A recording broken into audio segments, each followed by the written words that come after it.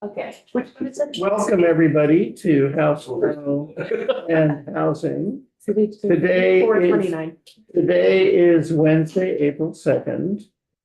And our first hearing is on H 429, which is an act relating to jurisdiction of the Human Rights Commission. It's not a hearing, actually. It's an introduction by Representative Elizabeth Burrows, distinguished member of our committee.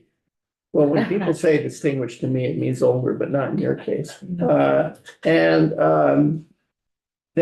our legislative council is going to do a walkthrough of the bill. So, and then at 9:30, we're going to have testimony concerning the South End Innovation District housing proposal. So, Elizabeth, take it away. I don't think the committee needs to introduce itself to you. Good morning. For the record, my name is Representative Elizabeth Burrows, and I represent Windsor One, which is Heartland, West Windsor, and Windsor.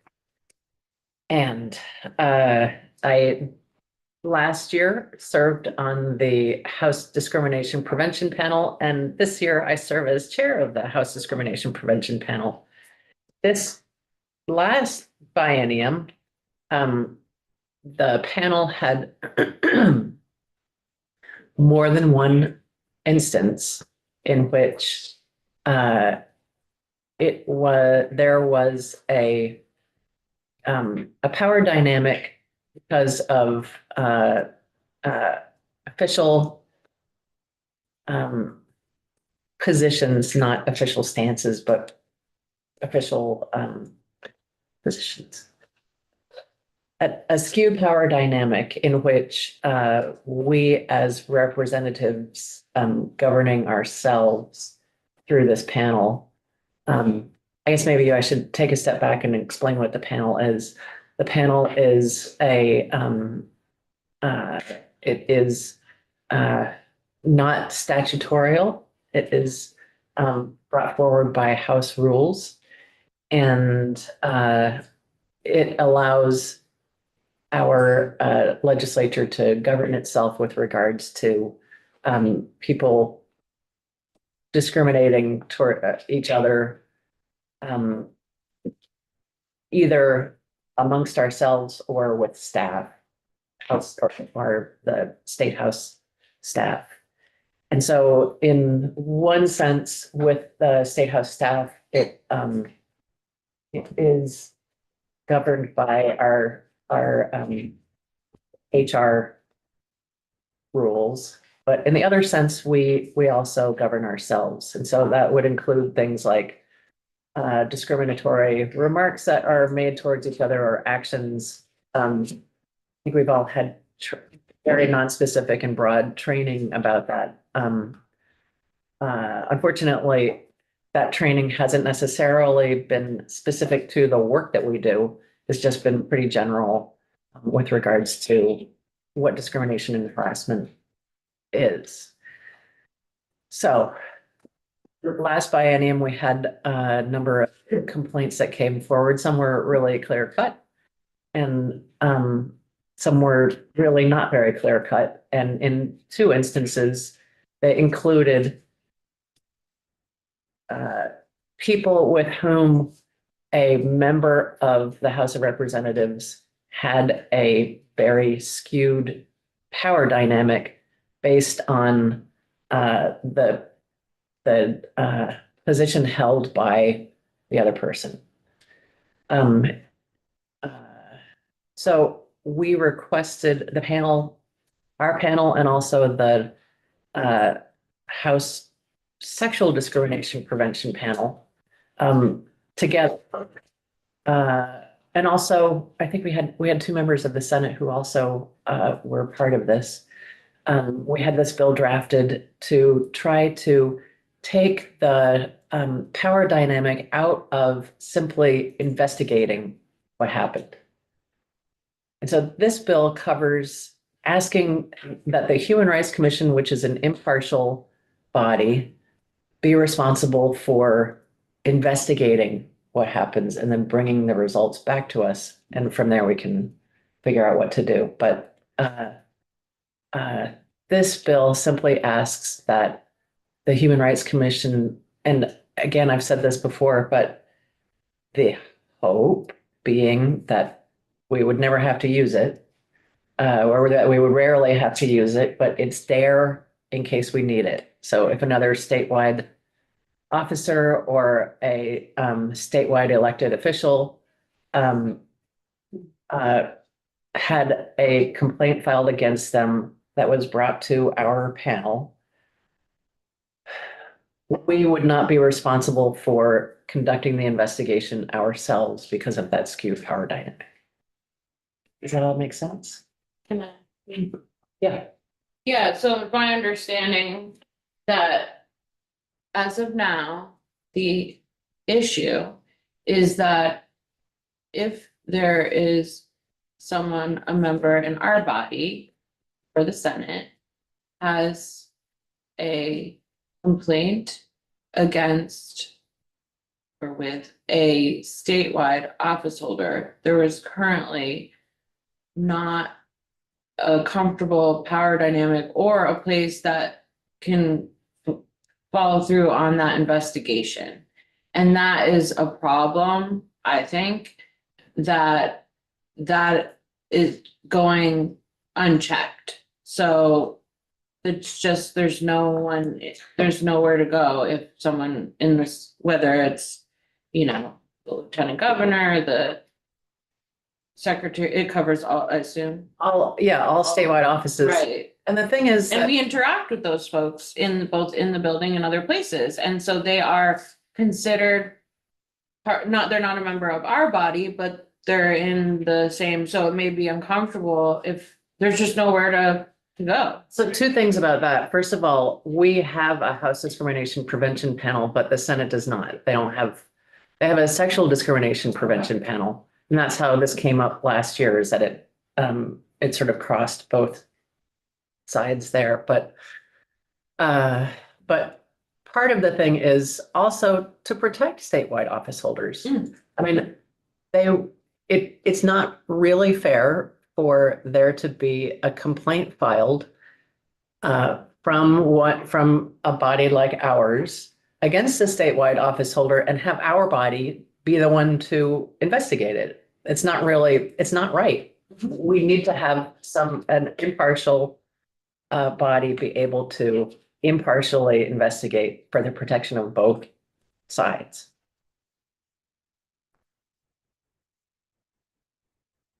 Any questions, Elizabeth? I guess I thought of something too, and maybe it's for Sophie, but can you, and I'm just trying to draw this answer out too, I may know, but can you talk about why this wouldn't be something just for HR? Same thing, Okay. same dynamic. I mean, we tried last biennium, we tried to figure out all kinds of different paths through, and we just, because of not being able to officially conduct an investigation, we were really had limits everywhere about what we could actually do to address it. And it was a terrible feeling, and because it was left really unresolved. And then so, and Sophie is part of that, but some of these questions are able to be. We also have the House Ethics Panel, and they work directly with HR to discuss those kinds of issues. And you know, a lot of them we are able to work out through HR, but it's just in this one specific circumstance, and it's a very simple request. And so it should be, whether yes or no in your mind, it should be pretty easy to, or clear, not easy, to figure out which side you stand with. Well, thanks for bringing it forward again, and I am supportive and looking forward to hearing more from the Village Council. Okay, thank you, Elizabeth. Sophie, you want to come up? Oh, also, if you have any questions about the House Discrimination Prevention Panel or what a complaint is or why somebody would file a complaint, I'm your guy. Or any of us You are. got the chair right in here now. Yeah, but any of us, they include, Oh, yeah, who else is on the panel? Ann Donahue is on it, Copper's on it, Gina's on it, Daisy's on it. And, On that one? I think he's on the sexual harassment. Harassment one, right? Right. Yeah, there's 5 of us.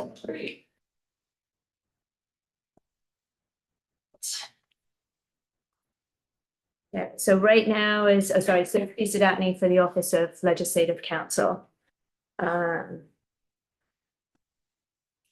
so right now, I just to be clear, the short form as drafted is not limited to investigation of the Human Rights Commission, by the Human Rights Commission. So if this was something to move forward, I think that would be something that would need to be made clear. So right now, it talks about giving the Human Rights Commission jurisdiction over complaints of unlawful discrimination made against members of the General Assembly or an elected statewide official.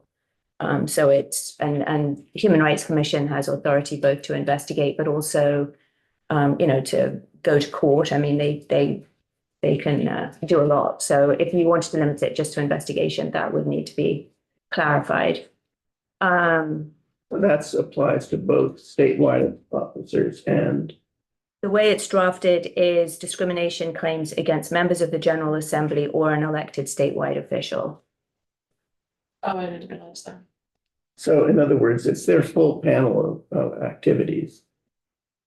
They could. Right, it would be, right, once. Well, everything they do Right, now, they. right. So right now, the Human Rights You have a question, Commission. you have a question here. I do. I actually don't think it's for Sophie. I think it's for Rep Burrows, and I don't know why. Fire away. She's right here. Okay. I'm not mad at this bill. I have concerns about the Human Rights Commission just because we've had testimony in this room that they're kind of over their skis right now. Did you guys talk about who else could take this on? Is there somewhere else? We've talked with the Human Rights Commission extensively about it. Okay. I shouldn't use the royal we, I have. Okay, And I talked specifically with Big Hartman about it. And they said that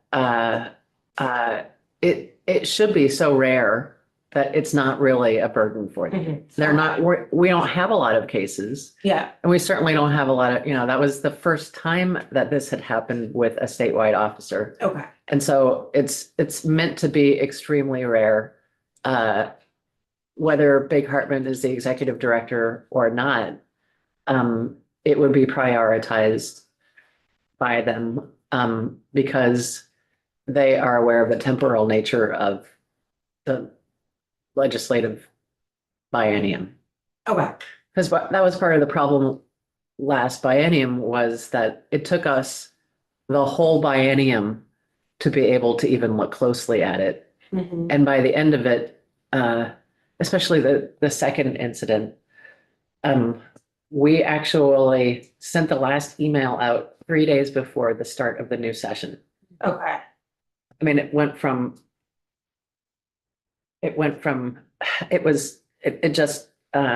needed somebody else to help us, but it also didn't.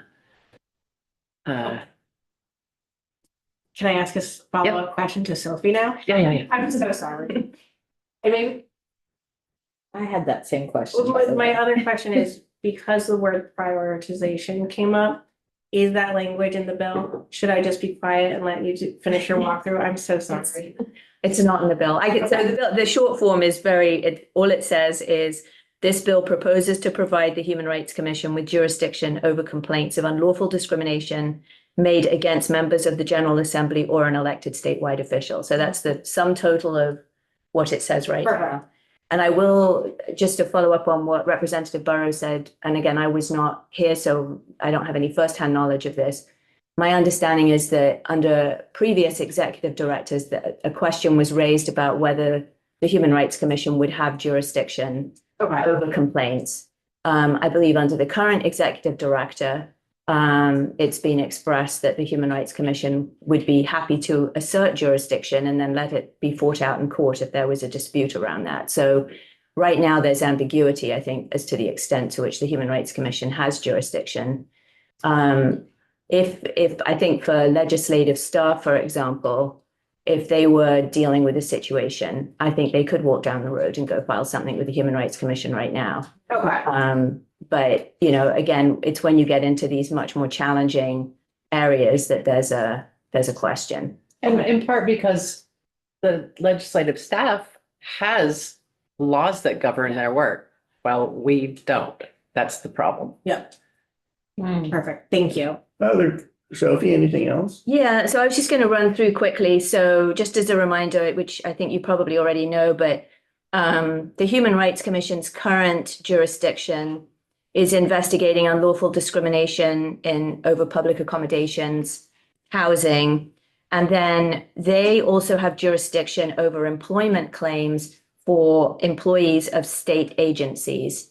And so I think that's part of the issue here is when you're talking about some of these, well, maybe specifically the Lieutenant Governor is not a statewide agency. I mean, I guess Secretary of State, there's more of an agency there, but when you look at some of these positions, I think that's where the question comes up. As noted, legislators do have authority over fellow legislators. I mean, you kind of self-regulate. So House Rule 90 covers behavior by or conduct of representatives and employees of the Speaker's office and the Clerk's office.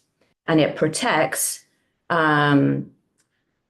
other representatives, employees, members of the public, including lobbyists, advocates, members of the press, from representatives and again, employees of the Speaker's office and the Clerk's office.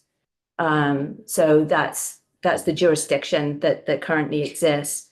As noted, the Senate has a sexual harassment policy. It does talk about discrimination in it. So I wasn't sure I don't know what the history's been, if they would take on discrimination claims as well. They don't. Okay, That was part of the thing. okay. Yeah, because it talks about discrimination, but it is titled sexual harassment. So again, this is really to address issues where there are gaps. I will say under the State Ethics Commission, it's, constitutional officers are prohibited from engaging in discrimination and harassment. So that may be a place too where you would look, for a situation. And I don't know if that was explored before and found to be toothless or it couldn't do what needed to be done, but that may be a constitutionally better route to go down to get that where that particular gap is. Because I think there are issues as to again, the separation of powers. I think if you're talking specifically about the Lieutenant Governor's position, it's a very odd position. Right. Because it kind of straddles the legislature, it straddles the executive, it does not report to the governor. It's an odd Right, an 'cause they're odd presiding position. Over the Senate, they're the second, it is. It's just an odd position. Yeah. So I think that's where the gap is. And with the statewide ethics panel, sorry, Go ahead. or statewide ethics council, it sort of, it's about ethics, about the ethical behavior of an individual. And we have an ethics panel that talks, that governs the behavior of our legislators.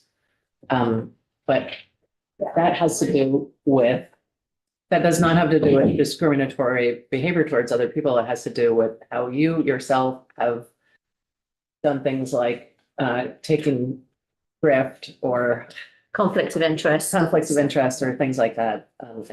So I do know that I did look at this and it was a while ago, so I'm probably not going to find my notes right now, but it does explicitly cover discrimination. If a public officer, and again, those positions fall into that definition, it does cover discrimination by them under the State Ethics Commission. So again, I think that may be something that's worth exploring, having people that know more about how the State Ethics Commission operates to come in and talk about that.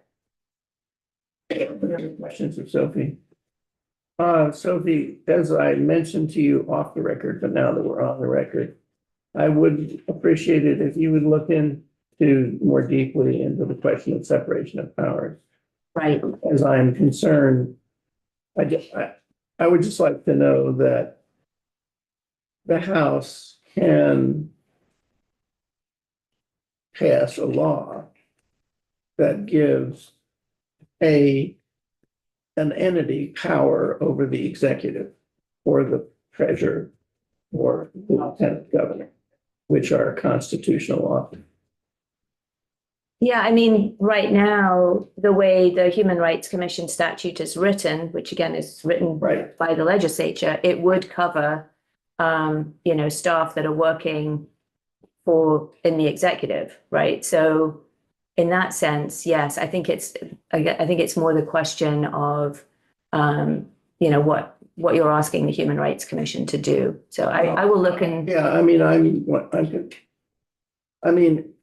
I can see without knowing for sure that the constitutional question of whether we can create a commission that has authority over state employees, whomever they work for, is one thing. Whether we can create an entity that has power over the governor himself or herself, over the lieutenant governor or the treasurer, is a completely different issue. yeah. And I think it would be good to get clarity on. Yeah, I mean, the one case that I'm familiar with was a case out of the First Circuit that came up during COVID, where there was and I think Representative Burrows is familiar with this one, but was involved the Speaker of the House in New Hampshire, and during COVID, the Speaker was requiring everybody to come in person and could not participate remotely. And so a group of legislators who were medically vulnerable said, you're violating the ADA, you need to allow us to be able to participate remotely. And the First Circuit basically said, we're not going to interfere with how the legislature decides to operate. So I think there's definitely a reluctance to cross those boundaries when you're dealing with different branches of government. So, but yeah, I can have a look and see. And I just don't know if other states have something that's quite as quirky as perhaps the way our system is set up. So I don't know how that would get addressed in other states. I think the two questions for you are, one, is there a separation of powers, assuming that the legislation was written to give the HRC the full panoply of its powers over those officers? And the second would be, supposing that the agency was only given investigatory authority over those officers. Okay, Right. thank you. Okay. Thank you. Our next witnesses are in the Yep. hall. Dolly, do they have any indication of who talks when and anything like that? Or is it just they have half an hour? Put them in. All right, great. Welcome, everybody. So let's, Adam, have a seat. Our next testimony involves the South End Innovation District housing proposal. And we have 5 witnesses scheduled here. We nominally have allocated half an hour for this item. I think we could, by golly, have we scheduled post? We could run a little over if we have to, but let's proceed. Introduce yourself. I'll tell you what, since you know everybody, but the other faces in the room are not familiar to me, I think I'd like the committee to introduce itself to everybody in the room. Why don't you start? Sure. Emily Krasnow, Chittenden 9, South Burlington. Hello. Oh, me? You're up. Sorry. I'm Elizabeth Burrows, and I represent Windsor 1, which is Heartland, West Windsor, and Windsor. Hello, I'm Mary Howard and I represent Rutland City District 6. Good morning, I'm Gail Pezzo. I represent Chittenden 20 Colchester. I'm Debbie Dolgan. I represent St. Johnsbury, Concord, and Kirby. Hi, I'm Tom Charlton. I represent in Athens, Chester, Grafton. Joe Parsons, Newbury, Thompson, and Crop. Leonard Dodge, Essex Town and City of Extension. Good morning, I'm Ashley Bartley and I represent Fairfax, Georgia and Franklin one. Hi, welcome. I'm Mark Mahaly and I represent Plainfield, Callis, and Marshfield. Adam, Mr. Chair, members of the committee, my name is Adam Necrason with Necrason Group, here with Hula Ride Your Bike. I'm your concierge, giving you a 90-second kind of preview of the good news story that's about to come before the committee. And so we are excited to be bringing you what hopes to be the largest housing development in Vermont. And it's really inspired by work that you've been doing for the last several years. And so this is the half hour where you're going to experience the intersection of policies you've been creating and entrepreneurial spirit that is drawn to trying to stand them up and make them succeed. And so the General Assembly for several years has been working to try and create more housing of all types by creating policies that offer regulatory certainty at the local level and at the Act 250 level. And this year you're working on, and the Senate has sent you a bill to try and create more tools for public infrastructure so that projects of this scale can go. And so from the category of this should feel good, this is about growth of housing, community, and feeding many birds with this one big project seed. Now, coming up will be Lucia and Russ from the Hula team. Hula, what you'll learn about, is a really exciting, economic hub. And they'll tell the story of Hula and how that's led to this interest in this housing project. Will, the pre-development project quarterback, will run you through the slides and come in and give you some basic details about the project and where we are. And Andrew from the Jonathan Rose Company is the kind of national project partner who will come before you and talk about projects they've done in other areas and be able to answer questions kind of on trying to make this all pencil out and become real.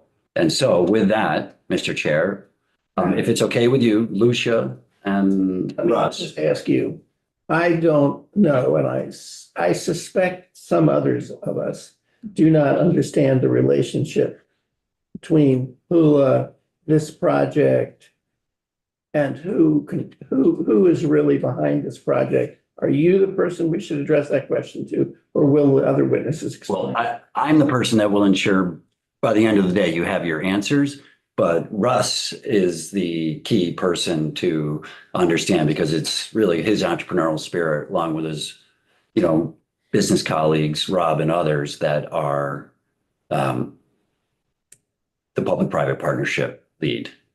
Thank you.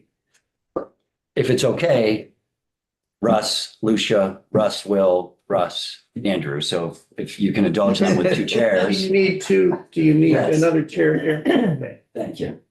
Excuse me, can you turn on the slide share? Whoever's controlling the Zoom call? Thank you very much. We can arrange that, Thank believe you. it or not.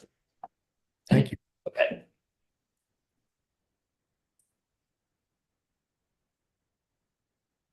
You should not this one. Actually, yeah, because I'll move out of the way. Well, yeah. Thanks. That one's all top. Oh, some serious engineering. Can you see over my head to this? Yeah.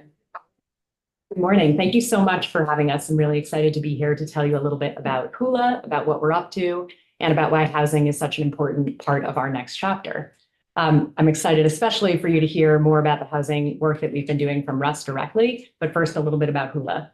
So my name is Lucia Campriello. I'm the team lead at Hula, where we're on a mission to elevate Vermont entrepreneurs and startups and create meaningful community connections, which we get to do from an incredible 14-acre co-working campus, innovation hub, and venture ecosystem located in Burlington's South End Innovation District at the site of the former Blodgett Oven Factory.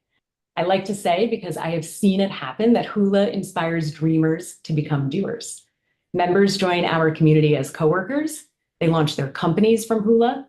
They grow their teams from Hula. And eventually they cycle out of Hula for larger spaces, which creates opportunity for the next wave of innovators to contribute to Vermont's business ecosystem. Hula's campus, which was designed to be as carbon neutral as possible with solar power and geothermal heating and cooling, is home to 1,200 members who work from campus every year, including employees of over 100 companies that are headquartered at Hula. We're home to 3,400 visiting coworkers who drop in from around the state and country each year. We're also home to an in-house venture fund that's invested in more than 24 early stage Vermont-based companies that are creating new jobs every year. And we host tens of thousands of visitors each year in a dynamic events program that includes activities like Tech Jam, Mercy Connections fundraiser, Launch VT demo night, or Hula produced events that showcase entrepreneurs, small business owners, and change makers. Partnerships are really key for us at Hula. We partner with investors, with educational institutions, with business associations, community-based organizations, state agencies, and others doing mission-aligned work that fosters innovation, entrepreneurship, and economic activity. One of the partnerships I'm most proud of is new work that we're doing with the Leahy Institute in collaboration with Due North and the BRIC in Windsor County, as well as the Hub Coworks in Rutland County. Together, we're working to create deeper connection across our campuses and among the innovators and businesses that are associated with them. I'm super excited about where this work is going to take us. I'm also really inspired by the individuals who work from campus every year, including folks like Byron Batras, who's the founder of a company called Scrivener, which is a legal and fintech and customer solution company that lowers the barriers of accessing legal services in times of need. It grew out of a previous venture of his that he successfully exited a couple of years ago. Verde Technologies is another wonderful example that spun out of UVM's academic and research and commercialization program that's currently leading the next generation of solar technology with its business office located at Hula and manufacturing facilities at Waterbury. Or Briggs Boardman, who is a recent college graduate who's developed an app called Offline to combat loneliness on college campuses and bring students together using technology in person to have in-person relationships. And finally, our very own housing development project, which has been incubating at Hula for a number of years now, which members are increasingly enthusiastic about based on their own personal experiences of Vermont's housing crisis. Hopefully, you're getting the sense that people, passion, and vision are key for us at Hula. Our founders, Russ and Roxanne Scully, dreamed of fostering innovation in sustainably built spaces, welcoming participation, and encouraging intentional collisions. Personally, I think they did an awesome job of that and so much more, not just because I'm sitting here next to Russ today. Hula's just celebrated 4 years in operation, and I think our future is pretty bright. So with that, I want to end by saying thank you so much for your service, for your support of our work and of our growing community. Lucia, just a quick question. Again, I'll play the ignorant one. So for those of us who haven't been to the South End, are these pictures, these are not schematics. These are pictures of an existing situation, that pretty campus you had with all the solar on the top and the green around it. That's actual. That's not proposed. Yes, correct? That's actual. And the 1,200 members and the 3,600 day pass users are now. Correct. Okay, just checking. Yes, we got to get you to. I know, let's get you down there. Well, you know, we represent the whole Right, state. Yeah, It's difficult to get around. absolutely. But we'd love to have you and we'd love to make that convenient for you. So perhaps on a Monday or a weekend, we can do a field trip together. Field trip. Okay, They have food. thank you. Russ. Yeah, good morning, everyone. Thanks for having us. My name is Russ Scully. As Lucia pointed out, I'm the founder of Hula, which you just got to hear a little bit about. And today I'm really excited to talk to you about a housing development project that we're very excited about. I'm also here with our development partner, Andrew Foley from Jonathan Rose Company, who you're going to hear from in a little bit. But to set the stage for this project, a lot of the experience that we gained from Hula and working with specific companies and employers in Vermont is the inevitable logjam around hiring and job growth is caused by a lack of housing. And so that's what really put our attention on the probability and possibility of turning this large surface parking lot, this essentially kitty corner from the Hula campus, into a large scale housing development project to help unlock the future potential for all the accelerated job growth that we expect once we provide additional housing to the market. Russ, look behind you and tell us, where is your campus now? So this is the Hula campus here. Yeah. Along the waterfront, these two buildings, there's one on here on the water. The St. John's Club, a lot of people are familiar with, is right there. The parking lot I'm referring to is here in this blue area. And the makeup of this parking lot is really 3 abutting property owners. So the Ryder Bike property is this one here. That's the one that I own with my wife, Roxanne. The southern property here is owned by the city of Burlington. And then this eastern property parcel is owned by Champlain College. So It's like how many acres overall? overall, it's 13 acres in total of surface parking lot. And it's important to point out that essentially what we're proposing is a planned urban development project across the 3 different property owners. We're particularly excited about this because it's going to accomplish a couple of things. One of which I'm really passionate about is helping to clean up Lake Champlain. We're at the bottom of the watershed of the Champlain Valley, as we're all aware of. There's a known issue with wastewater and stormwater at that particular site. Thankfully, with the approval of some city bonds that just got approved recently, that'll be new money that'll help in fixing and correcting a lot of the known issues that are causing a lot of pollution into Lake Champlain. We see this project as a catalyst for really moving that work forward. And so I'm really proud to be able to help to accelerate that work and see that come to fruition.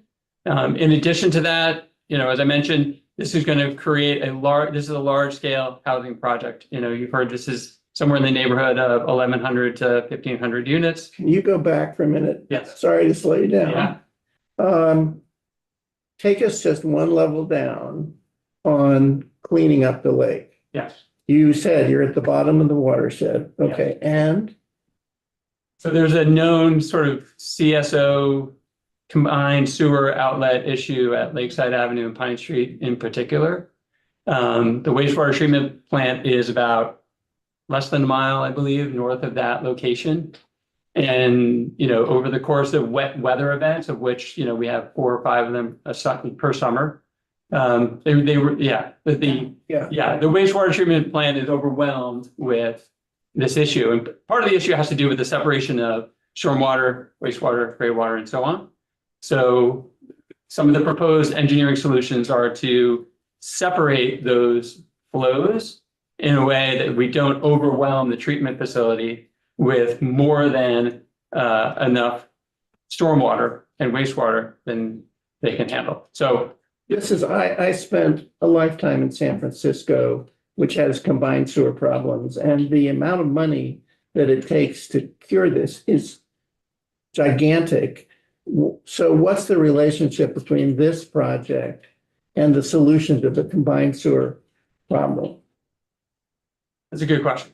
So from my understanding, without being a civil engineer, there's already a significant amount of separation that's already occurring in the neighborhood surrounding this site. And as they come into this site, that's where they actually are combined. And so a lot of this work and money is going to be put in place to help keep that separation, allow for that separation. And frankly, we can't really build any additional capacity with the current infrastructure as it stands today. So we can't add another sink, toilet, anything on this site until this problem is really addressed. So Adam mentioned to me earlier in not on the record conversations, that we were talking about a total of about $160 million. Is that right? In infrastructure? And I assume if that number is correct. Well, I scratched the one on that. Oh, 60 million. Okay. Yeah. 100 million here and there. Anyway, with combined sewer, that's like, right. Anyway, you're talking, so part of that is separating the flows on the property. Yes, Right. yes. Okay. Yeah, and that brings us to essentially the point that we really want to talk about today, which, first of all, just want to thank everyone and for the amount of energy and work that's already gone into trying to help solve for some public infrastructure challenges that ultimately need to be addressed before any housing projects can really move forward. You'll hear from, again, my co-development partner, Andrew Foley, more about this, but essentially, with the high cost of construction, high cost of borrowing money these days, housing projects just don't pencil out without public support. And that's where we are today. So we can't build a single unit on this site until we start tackling the question of how to solve for the public infrastructure costs. And that's really what Adam and his team has done, helped us to understand what capacities exist to allow us to find and solve for that problem so that we can unlock this logjam and start working on building housing. Please. I'm so sorry, and maybe I missed it. How many units are you planning for this? We're pushing between 1,100 and 1,500 units. And those are, various different unit sizes, mixes, rental, You'll have like ownership, affordable affordable, perfect. Okay, market. Yeah. great. Well, So the current plan is to build, so 20% of those will be affordable units. And we've had lengthy conversations with Champlain Housing Trust, who will be our partner for helping to realize and deliver those units, which we're excited about, across the 3 parcels. a lot of us have spoken in this room about this is really the year to tackle the infrastructure problem. And I am holding true to that, I hope. And so I'm really excited to see this. Thank you. Thank you.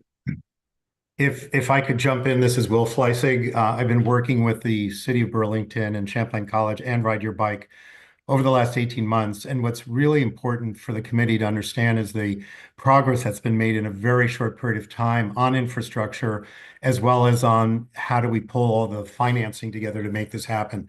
The zoning was just recently changed. Obviously, what you're looking at was an industrial zone, now parking. And to make it housing, they had to change the zoning. That was done in August of 24. That led then to a memorandum of understanding between the 3 property owners and then a pre-development agreement. And in that agreement, working very closely with citizens, other stakeholders, we've been able to come up with what we think is a very sustainable, forward-thinking plan, not just to build those units, but to do it create a neighborhood, to create the kind of walkable, bikeable community, mixed uses to support those residential needs, and to target this for the most needed users, the needs of housing, which is really some family housing, ownership potentially, as well as some smaller units for, studio 1 bedrooms for young professionals who can't find the housing now in Burlington and Chittenden County. So we've made real progress. We're now working on a whole host of potential funding mechanisms, both with the private sector.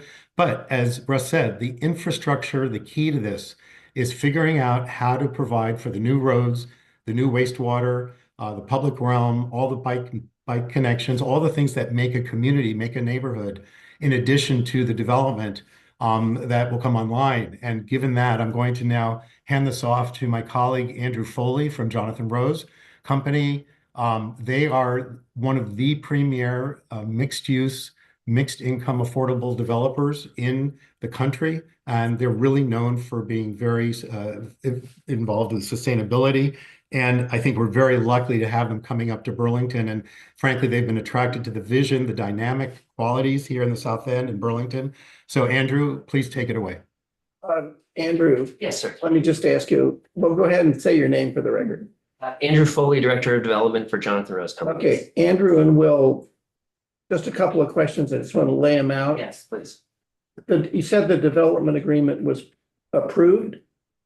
Or It's is a pre-development. Pre-development. agreement. pre-development? It's a pre-development agreement between amongst the city. The college and Ride Your Bike to jointly coordinate on the redevelopment of the overall 13-acre site. And so the city, Ride Your Bike, and who? Champlain. College. Champlain. They're And all- is that's been approved by the city? The pre-development agreement was approved and then extended again in February. Okay, so that's a public document. Correct. Can you provide it to us? You can just send it. Andrew, Adam will tell you how to do it. Okay, all right. And you, I take it Collaborative Equities LLC is the LLC for this development. No, that is my company. I'm the one who's Oh. presenting the slide deck. It's really the Ride Your Bike LLC and the city and Champlain have formed what we call Secord, which is the group that's working collaboratively through the pre-development agreement. Thank you. Okay, Andrew. And so Collaborative Equities is a development advisor that's been engaged by Ride Your Bike and is working on the overall coordination. So I'm with Jonathan Rose Companies. We've been designated by Russ and his team to be the development partner to jointly develop the project moving forward. And so we are really delighted to be invited into this process and help carry the project forward, given all the really amazing momentum that has been created.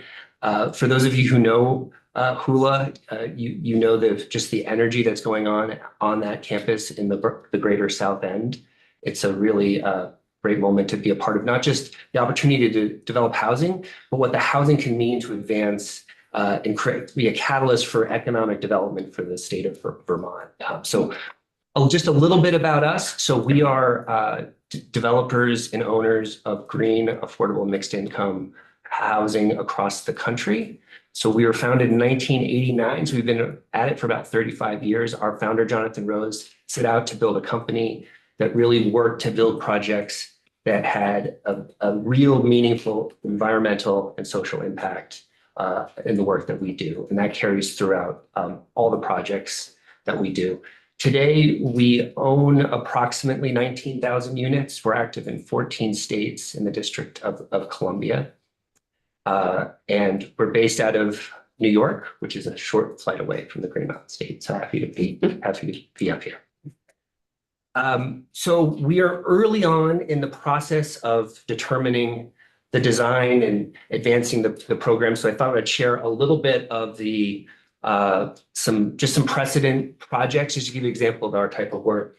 On the left-hand side is a project that we developed called Via Verde in the Bronx, 222 units with rental housing and home ownership in mixed incomes, so low and moderate income housing, incorporating really innovative green features and community spaces for residents. Has won a lot of awards and it's been something that a project that we're very proud of. The project in the middle, a project in the Cultural District in Brooklyn, where we've implemented micro units and developed small workforce housing units and a really great space on the ground floor for Micro is how big?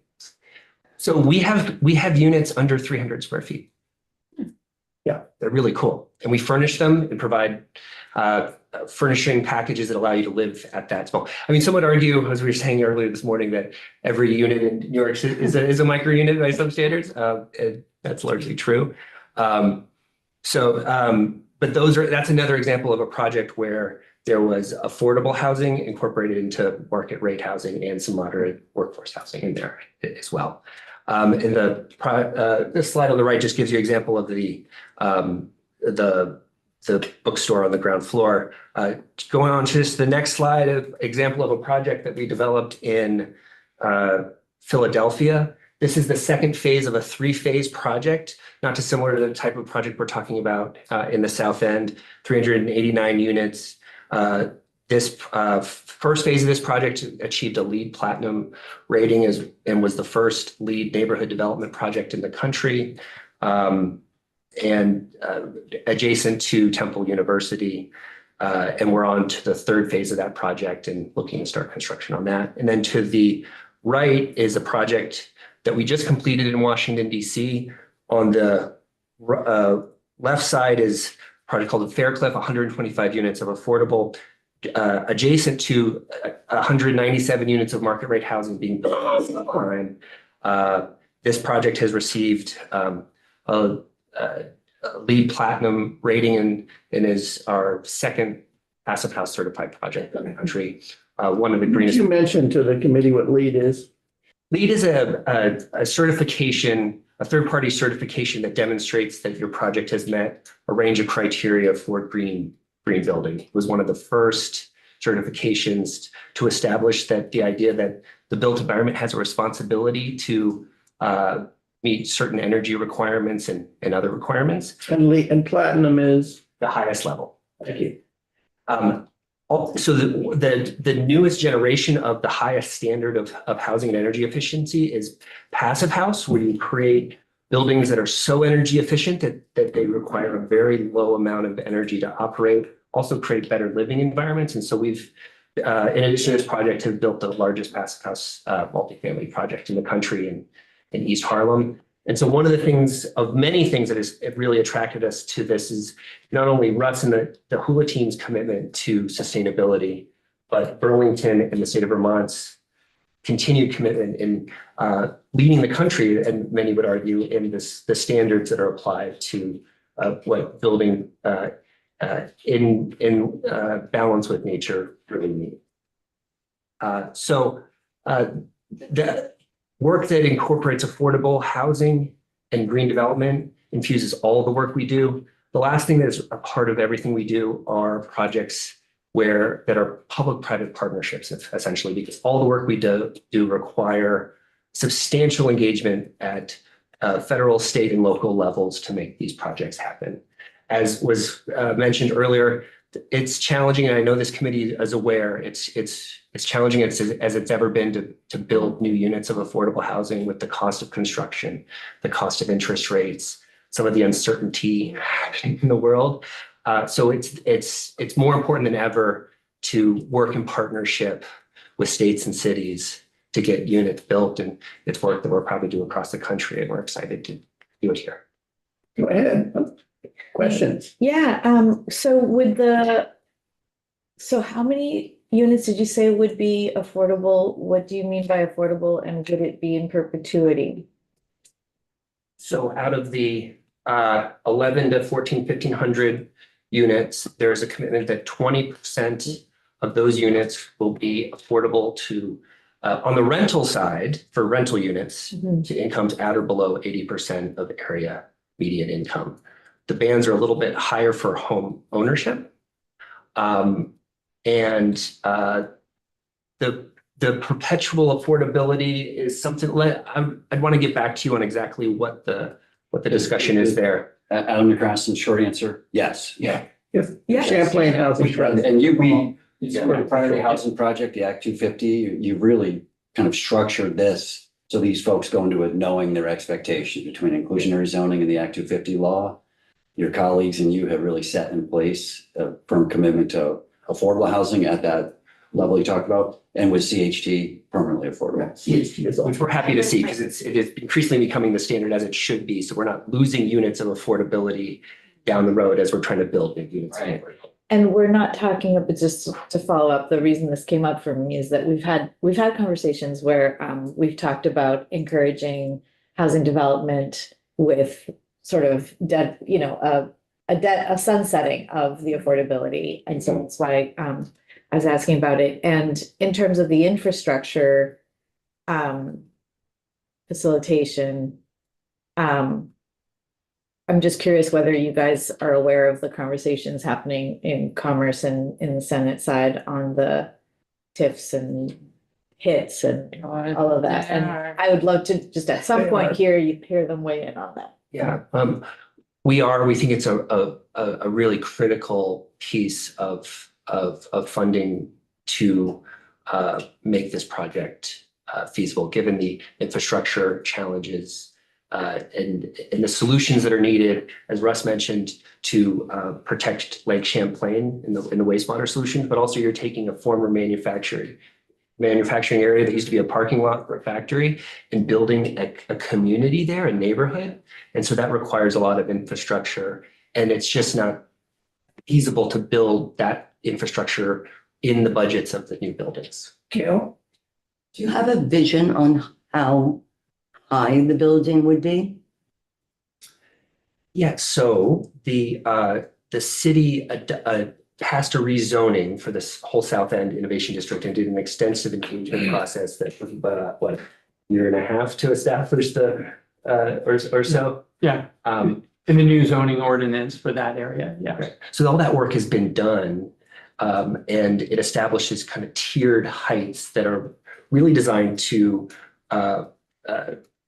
be compatible with the surrounding single-family neighborhoods in like the Lakeside neighborhood. So the zoning heights range from 4 stories up to 8 stories and are selectively located to provide, to put the height furthest away from the single-family homes to be respectful for those areas. Thank you. Other questions? Yes.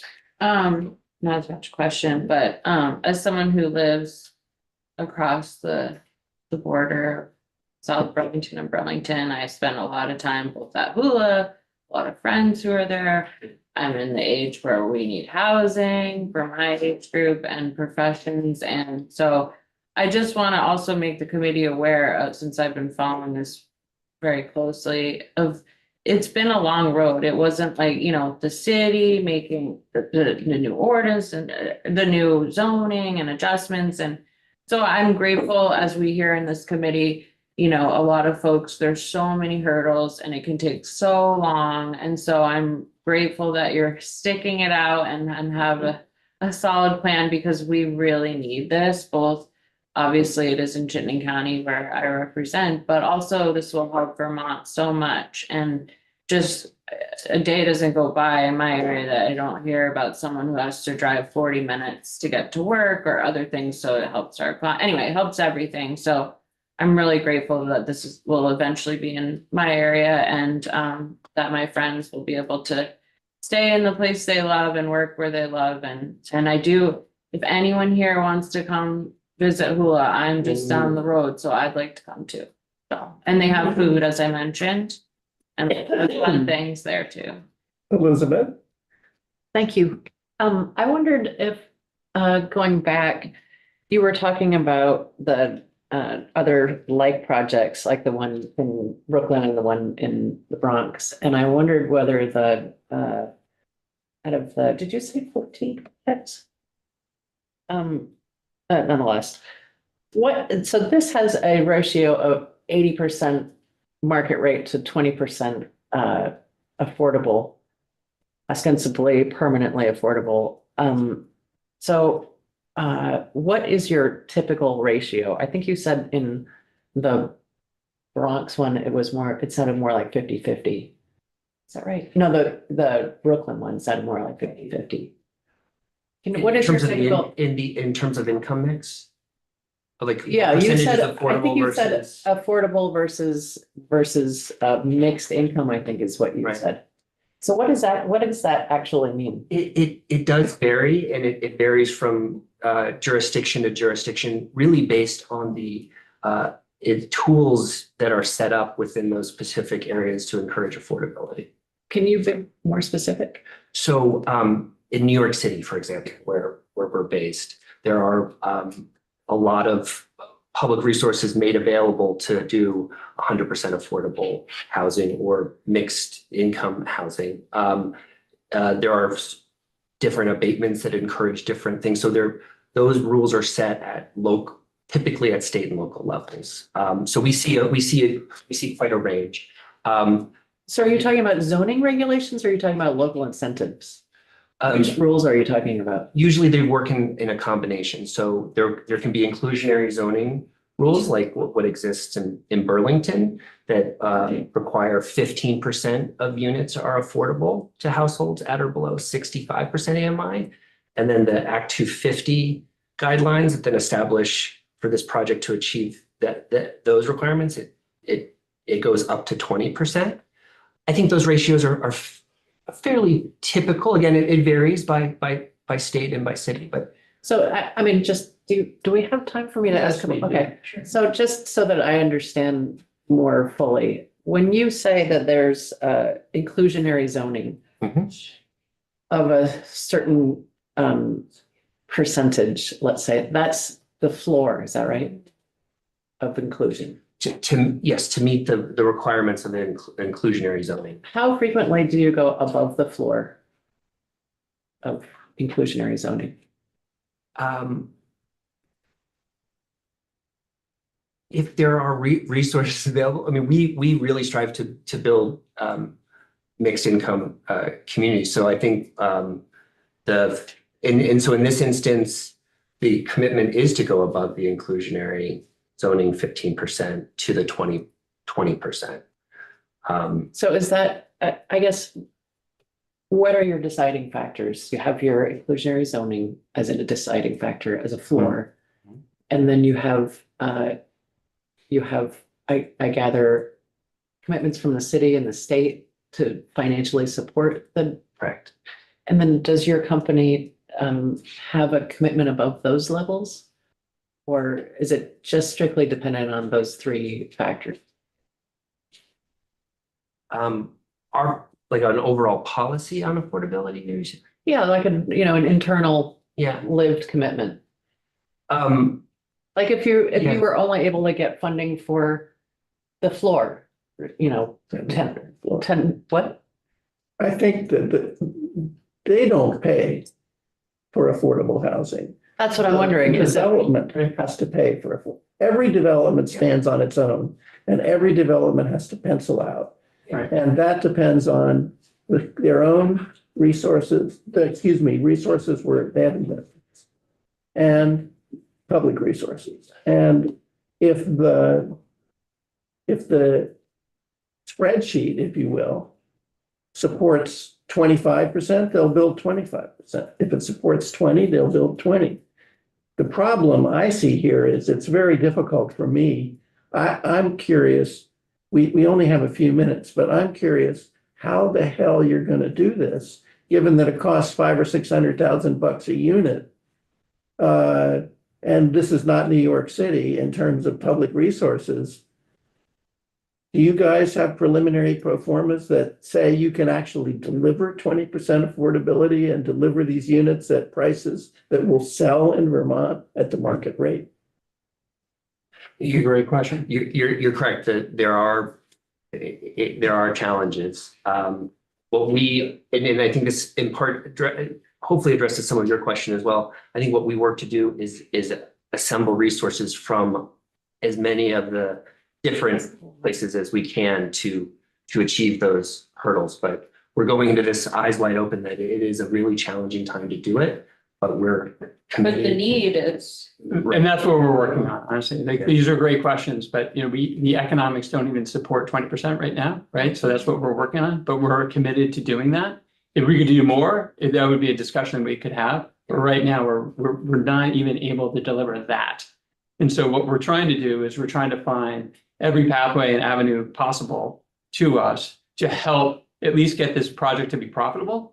Because right now we can't move forward. We can't move forward until we get some sort of support from somewhere. And so that's what we're spending a lot of our time doing with Andrew's help, is really trying to uncover every possibility to help us figure out how we can at least get to break even so that we can put a shovel on the ground. Yes, Elizabeth. I just have one more kind of related question, and that is, out of the 1,200 units that are planned, how many would be built using accessible or universal design, or would be accessible for people with disabilities? It's a good question. We're going to spend a lot more time thinking about how that, based on like we do want to put in multi-generational housing as well. And I mean, a lot of what I was actually with some architects last night at an event where we're trying to incorporate universal design just as a broad common sense measure in what we do. So I can't give you a specific percentage today, but know that we're very committed to doing that, and there are rules in place to make sure that we have good enough. Well, I hope you seriously consider including at least a percentage, because it is also strongly, desperately needed. Couple of questions for you. Oh, go ahead. There's no law that when you're developing or building something that there has to be a certain percentage? There is, it's by town or by city. And the inclusionary zoning that, for example, in Act 250 encourages inclusionary zoning, uses the number, I think, 15%.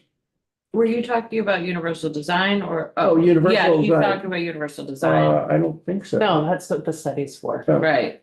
We have a haven't been able to study. get anything passed in part because we don't have a definition in our statute. Okay. So that's why we need to study. Just a couple of quick questions. Are you guys active in ULI? Yes. Okay. Have you, and in ULI, I mean, is there, I don't want to invade, What's Urban Land Institute. I don't want to invade your, Our founder, Jonathan, was actually honored. Talking Yeah. Spanish now. Yeah. Right.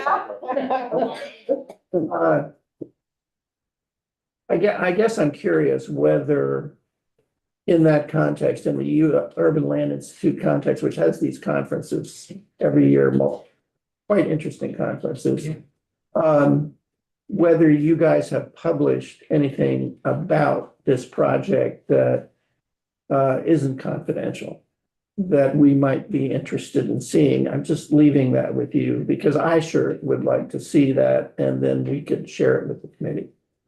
We have not, but we look forward to sharing plans if they become available. But we're very active in ULI, but have not shared anything with them.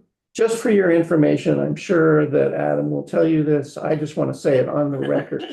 Where I know what your bottom line ask is a TIF, a project-specific TIF, enabled at the state level.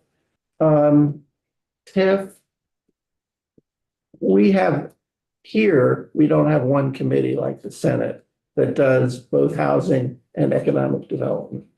Economic development is done by the economic, forgetting the name. Commerce Committee. Yeah, I'm bad with that. Okay, the Commerce Committee. And we work closely with the conference. And with the Rep Commerce Duke is Committee. here right now. And we have had several meetings with them jointly.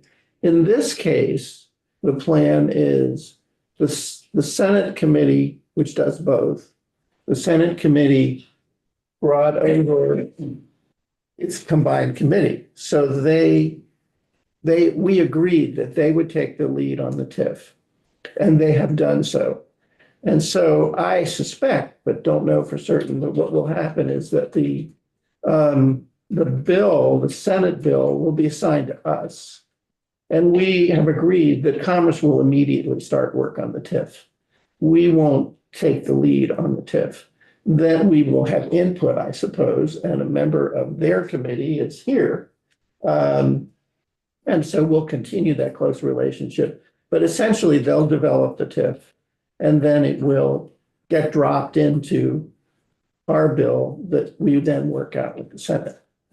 So I just wanted to put that on the record, although I know how well represented you are. So, And if I could just add, but many of us, just like how we don't have land use in this committee in our jurisdiction, we don't have Act 250, just like we don't have the TIF, are very invested and realize how interconnected they are. And for me, and as Rep. Bartley said as well, that this component is very critical to the success of the bill that we worked on as well. So I think we'll all be collaborating through the process. yeah, and I think you probably hear it from us that we have a generally pretty positive attitude towards housing. And we know that even with infrastructure being paid for, that penciling out a project like this is difficult. And if there's anything that by some small chance this committee can do, all you have to do is let us know and we'll consider it. Yes, thank you for taking the time. Okay, thank you very much. Thank you. Thank you. Thanks a lot. Thank you. Well, pleasure. I thought they were just asking for 60 minutes. No, they are asking for 60 million, but not from us. They're asking, confused. I was like, so is it this? What is the ask? All right. for members of the committee, we now have, if you'd refresh your page, thank you for coming in. Thank you. We got Thank some you so addition. much. You know, we could do fish tacos at the spot for Yeah. our committee dinner. We have, right now, we have a bill introduction. Brian, if he's on time, should walk in the door any minute. But what I'd like to do at this second is whether Brian walks in or not, I'd like to take a break and come back in 5 minutes, okay? And our esteemed committee assistant has pulled off a miracle in getting us 2 introductions right now.